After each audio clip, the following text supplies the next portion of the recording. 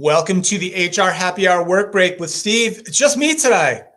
Trish and Karen on the road, unavailable right now. That's okay. I've got this. I'm going to use my time, my platform here to give us a couple of very, very important updates and keep our momentum going here on the show because we're on fire. First off, this is very important. A follow-up to some news that was previously reported on the Work Break show. Tomorrow, my friends, the McRib is back. This is very exciting. McDonald's is rolling out McRib nationwide for the first time since 2012. I know I talked about this a few weeks back when the news was first announced. The day is tomorrow, my friends. I've not been to a McDonald's in quite some time.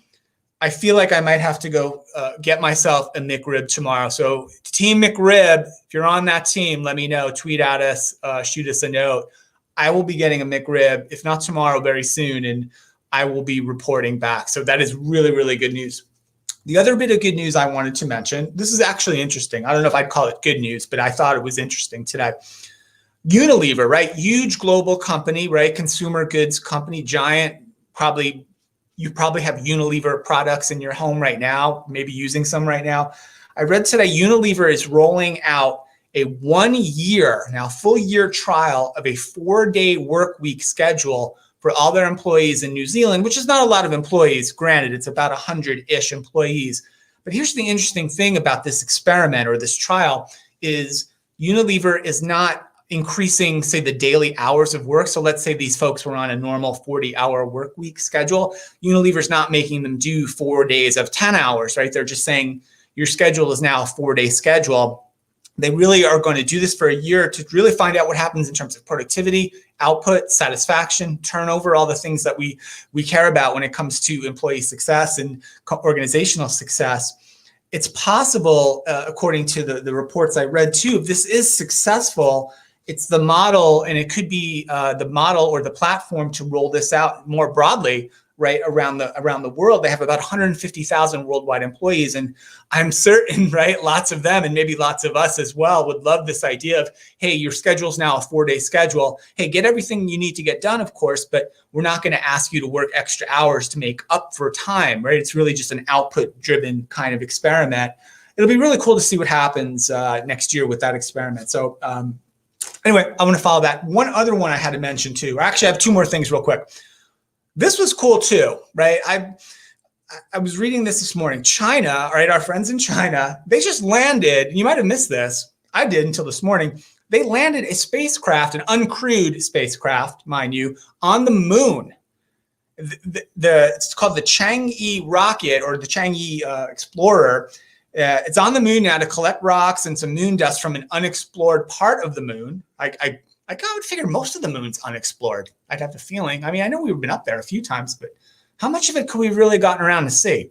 Anyway, it's on the moon now. They're going to try to get it back by the end of the year. And this was really interesting. NASA and really no one else has landed anything on the moon since 1972. I had no idea it'd been that long. There was a 10-year run where we were, maybe a 5-year run. We were ping-ponging back and forth to the moon, but it's been over 40 years. Actually closer to 50 years since we've been on the moon. So kudos to them. One last thing real quick. Two last things.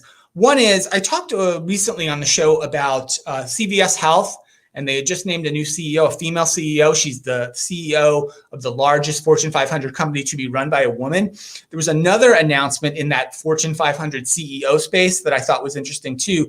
Dick's Sporting Goods, which I must tell you, I didn't even know was a Fortune 500 company. They announced their new CEO will be a woman. Her name's Lauren Hobart. Dick's Sporting Goods had been run by a family for a really, really long time. And so the first person who founded it passed on the CEO mantle to, I believe, his son. Now Lauren Hobart's taking over as the CEO. That makes 41 companies out of the Fortune 500 who have female CEOs. So that's still a really, really low number. It's about 8%.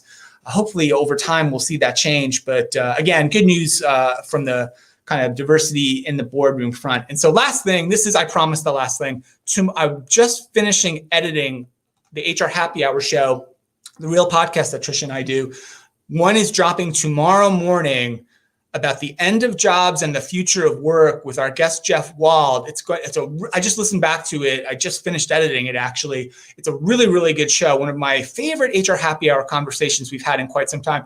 Jeff Wald was the founder of a company called Work Market, who was a platform that companies use to manage their freelance and on-demand workforces. So he's got a ton of experience with the world of work, the nature of work, how it's changing, what the future might look like. Full of data, full of interesting observations, really a good appreciation of the labor market and the history of the labor market as well. I think you'll really like the show. So if you're a fan of the show, please check it out. And if you're not, check it out as well. We'll be tweeting it out all day tomorrow as well, or you could find all of our show archives at hrhappyhour.net. Okay, quick one today because I was flying solo. Hopefully it worked out okay. Thanks for hanging in there with me. If you did, we will be back again on the HR Happy Hour Work Break Show tomorrow. I hope everyone had a great day, and we'll see you back here tomorrow.